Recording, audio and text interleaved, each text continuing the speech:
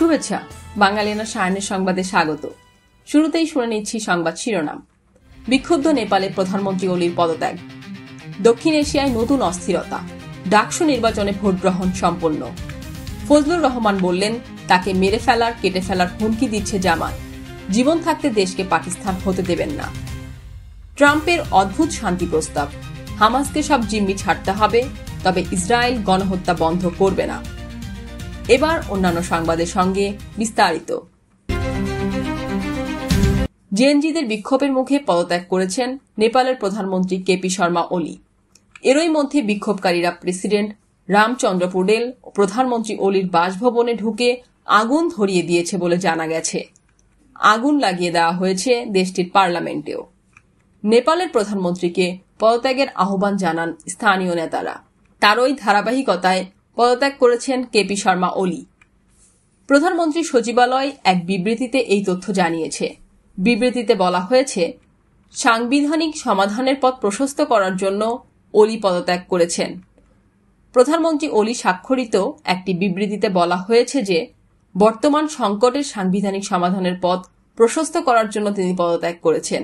এদিকে civil service হাসপাতালের নির্বাহী পরিচালক মোহন রেগ্মি বিবিসিকে বলেছেন, মঙ্গলবারের বিক্ষোভে 2 জন মারা গেছেন।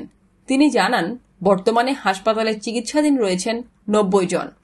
এ ব্যাপারে জানতে বাঙালিয়ানা যোগাযোগ করে নেপাল পররাষ্ট্র দপ্তরের একটি সূত্রের সঙ্গে। সূত্রটি নাম প্রকাশ না করার শর্তে প্রশ্ন রেখেছে, দক্ষিণ এশিয়ায় বারবার কেন একই ফর্মুলায় সরকার পতন করা হচ্ছে? কার স্বার্থে দাবি আদায় হয়ে যাওয়ার পরেও সহিংস বিক্ষোভ থামছে না? সেই সূত্রটি এও জানিয়েছে, ওলি দেশ ত্যাগ করতে পারেন, তবে তিনি কোথায় যেতে পারেন তা জানানো হয়নি।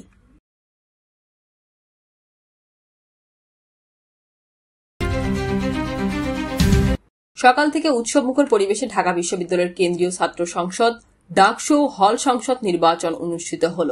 এ উপলক্ষে ক্যাম্পাস জুড়ে বিরাজ করছে উৎসবমুখর পরিবেশ। 9 সেপ্টেম্বর মঙ্গলবার সকাল 8টা থেকে শুরু হয়েছে ভোট গ্রহণ, শেষ হয় বিকেল 4টায়। এখন ভোট গণনা চলছে।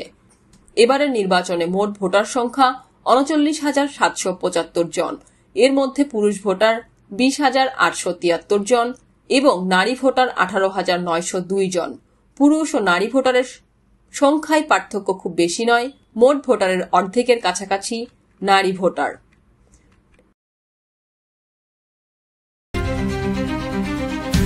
শিক্ষার্থীদের ভোট বিপ্লবে অংশগ্রহণের আহ্বান জানিয়ে জাতীয়তাবাদী ছাত্রদল প্যানেলের সহসভাপতি প্রার্থী আবিদুল ইসলাম খান বলেন, নির্বাচন উপভোগ করছি, কারণ এবারের নির্বাচন অতীতের যে কোনো সময়ের চেয়ে উৎসব মুখর। আশা করি ভোট বিপ্লব হবে। মঙ্গলবার সকাল 10:15টায় টিএসসি ভোট কেন্দ্র পরিদর্শনে এসে এসব কথা বলেন তিনি। দল নিরপেক্ষ শিক্ষার্থীদের ভোটে বিজয়ী হওয়ার প্রত্যাশা ব্যক্ত করেছেন স্বতন্ত্র শিক্ষার্থী ঐক্য প্যানেলের ভিপি প্রার্থী উমামা ফাতেমা। তবে তিনি নির্বাচনে লেভেল প্লেয়িং ফিল্ড নিয়ে সন্দেহ প্রকাশ করেছেন। উমামা বলেন, অনেক অপেক্ষার পর ডাকসু নির্বাচন হচ্ছে, এটি আমাদের জন্য গর্বের বিষয়। ডাকসু নির্বাচনে জয়ের ব্যাপারে শতভাগ আশাবাদী বলে জানিয়েছেন স্বতন্ত্র প্যানেলের ভিপি প্রার্থী শামীম হোসেন। তিনি বলেন, ভোট উৎসব মুখর সুষ্ঠু হচ্ছে। আশা করি শিক্ষার্থীরা যোগ্য প্রার্থীকে বেছে নেবেন, সুন্দর একটি ফলাফল পাবেন, এমন আশা করে জিএস প্রার্থী আবু বাকের মজুমদার বলেন, শিক্ষার্থীরা যে রায় দেবেন সব প্রার্থী সেটি মেনে নেবেন বলে প্রত্যাশা করি।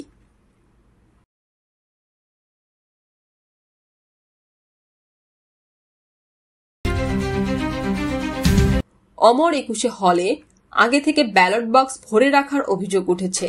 এ অভিযোগ ঢাকতে ছাত্র শিবিরের প্যানেলের বিরুদ্ধে বানোয়াট অভিযোগের নাটক করা হচ্ছে বলে মন্তব্য করেছেন ইসলামী ছাত্র শিবির সমর্থিত প্যানেল ঐক্যবদ্ধ শিক্ষার্থী জোটের সাধারণ সম্পাদক প্রার্থী SM ফরহাদ। ব্রিফিংয়ে তিনি বলেন, ইউল্যাব কেন্দ্রে সকাল 9টা পর্যন্ত কাউকে ঢুকতে দেওয়া হয়নি। ইসলামী ছাত্র আন্দোলনের প্যানেলের একজন এজেন্টকে বের করে দেওয়া হয়েছে। অমর 21 হলে আগে থেকেই ছাত্রদলের সিলমারা ব্যালট বাক্স ভর্তি করে রাখা হয়েছে।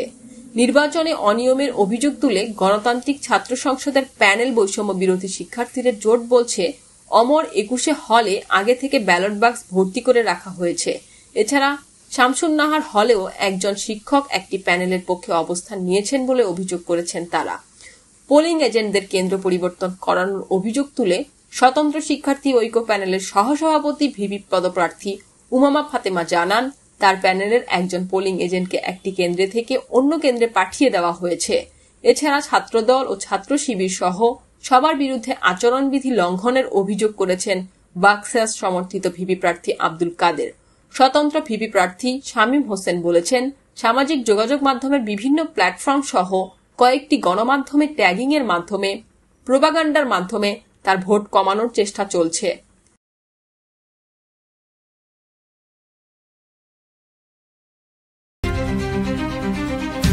কিশোরগঞ্জের ইটনায় এক পথসভায় নিজের জন্য ধানের শীষ মার্কা ফেরত চেয়েছেন বিএনপির সব পদ থেকে স্থগিতাদেশ পাওয়া নেতা ফজলুর রহমান। এ সময় উপস্থিত জনতার সমর্থন চেয়ে তিনি বলেন, আমি একা চাইলে হবে না, আমার মার্কা ফিরিয়ে দিতে দলকে আপনাদেরও বলতে হবে, কারণ আমার বিরুদ্ধে বড় চক্রান্ত আছে। সারা বাংলাদেশের রাজাকার আল বদরের চক্রান্ত। গতকাল সোমবার বিকেলে ইটনা অলওয়েদার সড়কের 0 পয়েন্টের কাছে ওই পথসভায় একথা বলেন ফজলুর রহমান। এতে সভাপতিত্ব করেন বীর মুক্তিযোদ্ধা রওশন আলী। জামাতে ইসলামী সমালোচনা করে ফজলুর রহমান বলেন, তারা আমার নাম বিকৃতি করে ফজু পাগলা কয়, অথচ ইসলামে আছে কারোর নাম বিকৃতি করা কবিরা গুনাহ। এটি কি তাদের ইসলাম? ফজলুর রহমান বলেন, আমার জীবন থাকতে বাংলাদেশকে পাকিস্তান হতে দিব না। এসব কথা বলি বলেই তারা আমাকে মাইরা ফেলবে, কাইটা ফেলবে বলে হুমকি দেয়। এমনকি আমাকে হত্যার উদ্দেশ্যে আমার বাসার সামনে পর্যন্ত এসে মব সৃষ্টি করেছে।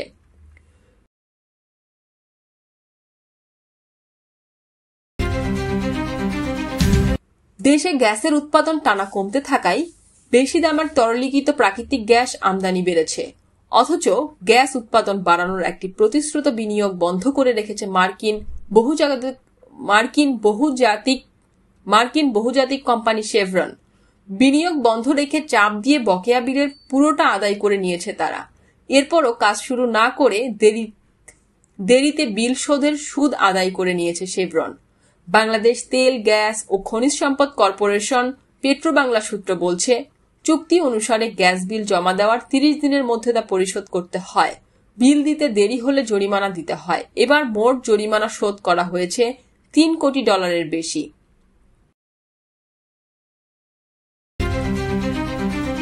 মঞ্চ 71 এর অনুষ্ঠান থেকে গ্রেপ্তার করে আওয়ামী লীগের সাবেক প্রেসিডিয়াম সদস্য আব্দুল লতিফ সিদ্দিকীকে সরকার বিরোধী ষড়যন্ত্রের অভিযোগে যে মামলায় কারাগারে পাঠানো হয়েছিল, এবার সেই মামলায় সাবেক সচিব ভূঁইয়া শফিকুল ইসলামকে গ্রেপ্তার করা হয়েছে। ঢাকা মহানগর পুলিশ মঙ্গলবার এক বার্তায় ভূঁইয়া শফিকুল ইসলাম সহ কার্যক্রম নিষিদ্ধ আওয়ামী লীগ ও এর অঙ্গ সংগঠনের 7 নেতাকর্মীকে গ্রেপ্তারের কথা জানায়। গোয়েন্দা পুলিশের অতিরিক্ত কমিশনার মোহাম্মদ শফিকুল ইসলাম বলেন, শাহবাগ থানার সন্ত্রাস বিরোধী আইনের মামলায় তাকে গ্রেপ্তার করা হয়েছে। আবু আলম, শহীদ খান সহ অন্যদের সাথে গোপন আতাতের বিষয়ে তথ্য পাওয়ার পর তাকে গ্রেপ্তার করা হয়। ভূঁইয়া শফিকুল ইসলাম 2013 সালে পরিকল্পনা বিভাগের সচিব ছিলেন। পরে 2015 সালে তাকে রাষ্ট্রপতির কার্যালয়ের সচিব করা হয়।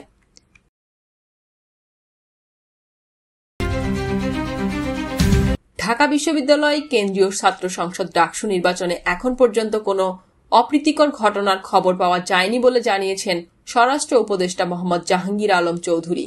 সচিবালয়ে সাংবাদিকদের সঙ্গে আলাপকালে এসব কথা বলেন তিনি। এর আগে তার নেতৃত্বে আইন শৃঙ্খলা পরিস্থিতি নিয়ে একটি বৈঠক অনুষ্ঠিত হয়। স্বরাষ্ট্র উপদেষ্টা বলেন, ডাকসু নির্বাচন এখন পর্যন্ত শান্তিপূর্ণভাবে চলছে। আইন শৃঙ্খলা ভঙ্গের কোনো ঘটনা ঘটেনি।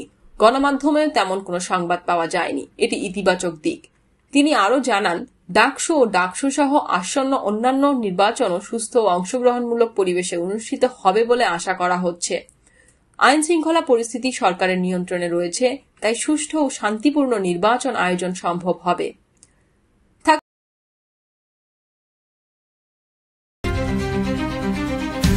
থাইল্যান্ডের সাবেক প্রধানমন্ত্রী থাকসিন সিনাওয়াত্রাকে 1 বছরের কারাদণ্ড দিয়েছেন দেশটির সুপ্রিম কোর্ট।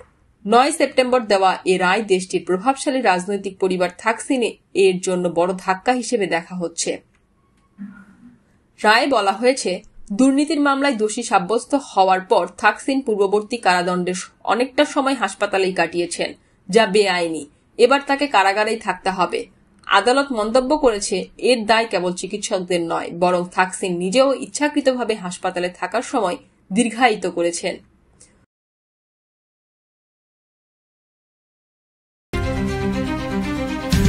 নুরাল পাগলার দরবারে হামলা, ইমামসহ গ্রেপ্তার 4। রাজবাড়ীর গোয়ালন্দে নুরাল পাগলার দরবারে হামলার ঘটনায় নিহত রাসেল মোল্লার পরিবারের পক্ষ থেকে থানায় একটি হত্যা মামলা করা হয়েছে। গতকাল সোমবার রাতে তার বাবা আজাদ মোল্লা বাদী হয়ে গোয়ালন্দ ঘাট থানায় মামলাটি করেন। মামলায় ৩,৫০০ থেকে ৪,০০০ জনকে অজ্ঞাতনামা আসামি করা হয়েছে। ওই মামলায় পুলিশ গতকাল রাতে অভিযান চালিয়ে মসজিদের ইমামসহ 2 জনকে গ্রেপ্তার করেছে। ওই ঘটনায় পুলিশের হামলা ও গাড়ি ভাঙচুরের অভিযোগে করা মামলায় গতকাল রাতে আরও 2 জনকে গ্রেপ্তার করা হয়েছে। ওই মামলায় মোট গ্রেপ্তার হয়েছেন 16 জন। চট্টগ্রাম নগরের মোহরার কাজিরহাট এলাকায় একটি ব্যবসায়ী গ্রুপের পরিবেশকের 20 লাখ টাকা লুটের ঘটনা ঘটেছে। দোকানের সামনে থেকে থলে ভর্তি টাকা লুট করে নিয়ে যায় একদল দুর্বৃত্ত। টাকা নিয়ে পালিয়ে যাওয়ার সময় ধাওয়া দিতে গেলে দুর্বৃত্তরা পরিবেশকের প্রতিষ্ঠানের কর্মচারীকে কুপিয়ে আহত করে এবং পরিবেশককে মারধর করে। আজ মঙ্গলবার সকাল 8:45টায় এই ছিনতাইয়ের ঘটনা ঘটে। এ ঘটনায় একজনকে আটক করা হয়েছে বলে জানায় পুলিশ। পুলিশ ও ভুক্তভোগী প্রতিষ্ঠানের কর্মীদের সঙ্গে কথা বলে জানা যায়, নগরের কাজিরহাট এলাকায় আবুল খায়ের গ্রুপের ভোগ্যপণ্যের পরিবেশক রফিক আহমেদ আজ মঙ্গলবার সকালে রফিক স্টোর নামের নিজের প্রতিষ্ঠান খুলতে যান রফিক আহমেদ ও তার কর্মচারীরা। এ সময় ব্যাংকে জমা দেওয়ার জন্য রাখা 20 লাখ টাকা ছিনিয়ে নেয় ছিনতাইকারীরা। দোকানের এক কর্মচারী ছিনতাইকারীদের ধরতে গেলে তাকে কোপানো হয়।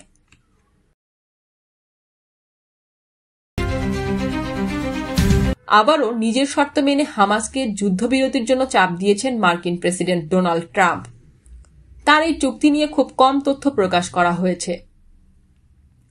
তবে ইসরায়েলি গণমাধ্যম বলছে, এটি যুক্তরাষ্ট্রের বিশেষ দূত স্টিভ উইটকফের আগের পরিকল্পনার মতো। তবে কিছু গুরুত্বপূর্ণ পার্থক্য আছে। উইটকফের প্রস্তাবে বলা হয়েছিল, ইসরায়েলি জিম্মিদের অর্ধেক মুক্তি দেওয়া হবে। এরপর 20 দিনের যুদ্ধবিরতি চলবে এবং স্থায়ীভাবে যুদ্ধ বন্ধে আলোচনা শুরু হবে। ইসরায়েল তখন প্রস্তাব মানলেও পরে হামাস সম্মতি দিলে নেতানিয়াহু শর্ত বদলান। তিনি বলেন, আংশিক চুক্তি চলবে না, সব জিম্মিকে মুক্তি দিতে হবে এবং হামাসকে ধ্বংস করতে হবে। ট্রাম্পের বর্তমান প্রস্তাবে শুরু থেকেই সব ইসরায়েলি জিম্মিকে মুক্ত করার কথা বলা হয়েছে। এরপর বিনিময়ে অজ্ঞাত সংখ্যক ফিলিস্তিনি বন্দীকে ছেড়ে দেবে ইসরায়েল। তারপর শুধু আলোচনা চলবে, কিন্তু যুদ্ধ বন্ধ হবে না। ইসরায়েলি সংবাদপত্র হারেজ্জ বলেছে, এটি মূলত উইটকফের পরিকল্পনার নতুন সংস্করণ। জিম্মি ও বন্দী বিনিময়ের পর যুদ্ধ শেষ করতে আলোচনায় বসা। মূল পার্থক্য হল, সব ইসরায়েলি জিম্মি মুক্তির পরও যুদ্ধ সঙ্গে সঙ্গে থামবে না। হামাস আগেও তাদের অবস্থান স্পষ্ট করেছে, গাজায় আটক ইসরায়েলি বন্দীদের মুক্তি দেওয়া হবে, তবে বিনিময়ে নিশ্চিত করতে হবে যে ইসরায়েল হামলা বন্ধ করবে ও গাজা থেকে সেনা সরাবে।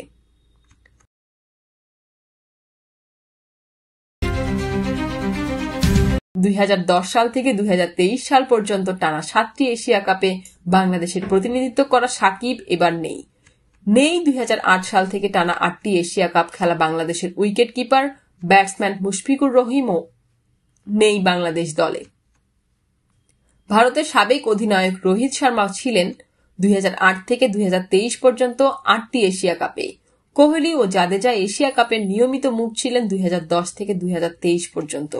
সবচেয়ে বেশি 8 বার এশিয়া কাপ খেলার রেকর্ডটা ভাগাভাগি করেছেন বাংলাদেশের সাবেক অধিনায়ক মুশফিক ও ভারতের রোহিত।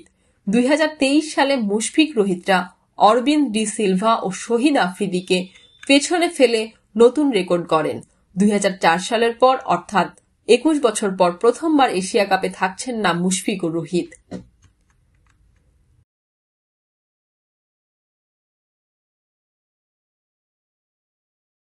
বাঙালিয়ানা সায়ান্নের সংবাদ শেষ হলো। ধন্যবাদ।